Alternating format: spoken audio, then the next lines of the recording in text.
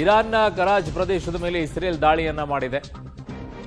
ದಾಳಿಯ ಬಳಿಕ ವಿದ್ಯುತ್ ಸಂಪರ್ಕ ಈಗ ಸ್ಥಗಿತವಾಗಿದೆ ಅನ್ನುವಂಥ ವರದಿ ಬರ್ತಾ ಇದೆ. ಇರಾನ್ನ ಕರಾಚ್ ಪ್ರದೇಶದ ಮೇಲೆ ಇಸ್ರೇಲ್ ದಾಳಿಯನ್ನ ಮಾಡಿರೋದು.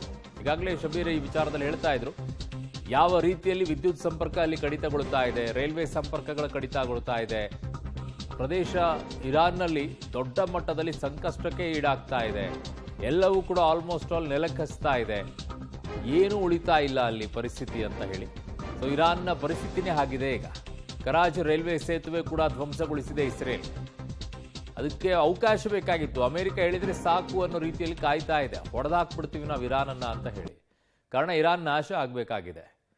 ಕಾರಣ ಇಷ್ಟೇ, ಇರಾನ್ ಕೊಟ್ಟಂಥ ಕಾಟ ಇಸ್ರೇಲ್ಗೆ ಅಷ್ಟಿಷ್ಟಲ್ಲ.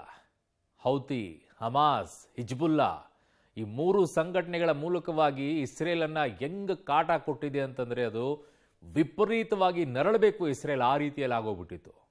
ಅದಕ್ಕೆ ಇಸ್ರೇಲಿಗೆ ಇದ್ದಿದ್ದು ಒಂದೇ, ಇರಾನನ್ನು ನಾಶ ಮಾಡಬೇಕು ನಾನು, ಇಲ್ಲಾಂದರೆ ನಾನು ಉಳಿಯೋದಿಲ್ಲ ಅಂತ